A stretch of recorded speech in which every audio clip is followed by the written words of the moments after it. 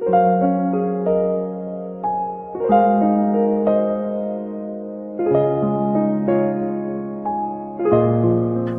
nama saya Doni Andriali. Saya Yola Flesia, dan yang ini si kecil Darel Malik Andriali. Kalau kami sebetulnya sejak menikah 2020 ya, menanti seorang baby itu jadi sekitar 4 tahun ya, sampai 4,5 tahun sampai kami dinyatakan bahwa istri saya Yola dinyatakan positif hamil seperti itu. Jadi kurang lebih 4,5 tahun sih. Kalau naik turunnya sebetulnya kita melihat ya, kita memang dari awal nikah nggak nunda-nunda ya. Tapi di tahun pertama beberapa dokter udah jalan have fun dulu aja, nikmatin pernikahan. Tapi tahun kedua dan tahun ketiga loh kok belum ada tanda-tanda nih. Kan kita juga ngelihat umur kita juga udah kepala 3 kan. Jadi khawatir kalau terlalu tua nanti anaknya kekecilan dan lain sebagainya. Istri juga nanti kalau hamilnya usianya terlalu ini, nanti khawatir kenapa-napa. Itu akhirnya kita ngambil keputusan di tahun kedua untuk melakukan konsultasi ke dokter, sampai akhirnya ending di tahun ke-4,5 itu memutuskan untuk IVF seperti itu.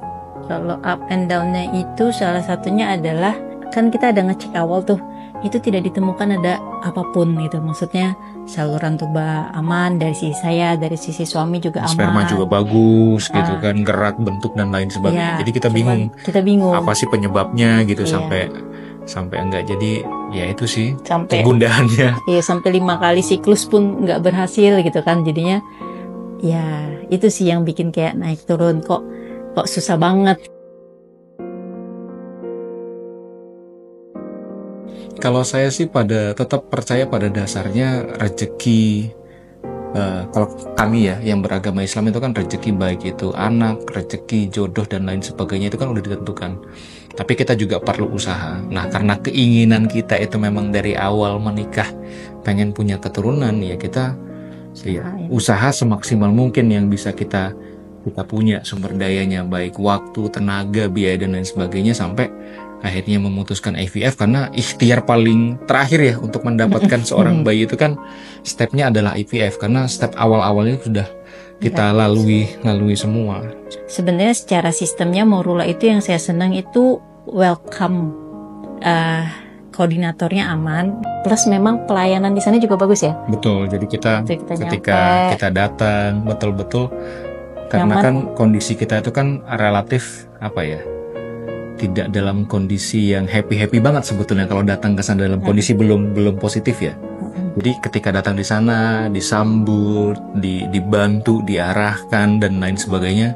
Even dari parkiran pun, Pak tinggal aja Pak, nanti kita arahin, itu udah bener-bener kayak ya udah kita disambut di sini, dan tahap pertama masuk itu udah ya udahlah, kita udah di welcome kok sama teman-teman. Nah, kalau untuk dokter Angga, saya pribadi merasa bahwa ya kami itu dilihat tidak hanya sebagai komoditi pasien seperti itu. Kami dianggap sebagai betul-betul orang yang butuh bantuan, dalam hal ini bantuan medis, intervensi medis, dan dokter Angga itu benar-benar yang sangat welcome sekali ya. Selain mungkin terkait dengan spesifik kehamilan ya, konsultasi misalkan perlu makan apa dalam masa persepsi, dokter Angga dengan sangat responsif ya.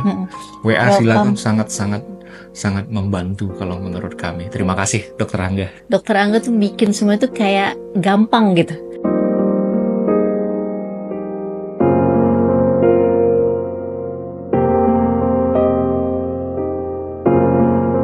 Kalau buat saya, buat calon ayah ibu di luar sana yang memang masih menantikan buah hati, tetap semangat ya, karena memang tidak ada yang tahu. Kalau buktinya kami, Darel ini adalah satu-satunya embrio yang kami dapat yang akhirnya di embrio transfer kan cuma 1. Jadi kami nggak punya backup kalau embrionya Bang Darel kemarin tidak melekat. Kami nggak punya backup gitu. Jadi pas pada saat dia di FET, tetap berdoa sesuai agama dan kepercayaan kita masing-masing, bahwa ikhtiar kita melalui dokter, kalau kami dokter Anggar, akhirnya bisa mendapatkan momongan. Tetap semangat. Iya, kalau dari saya juga sama sih sebenarnya. itu pasang surut pasti ada, apalagi pas program tuh jujur gak sakit gitu kan, agak kayak gitu-gitu lah, ada proses naik turunnya gitu kan. Cuman yang pasti semangat, hasilnya tuh mukjizat lah. Lihat malaikat kecil yang akan datang di kehidupan kita, itu sesuatu sih.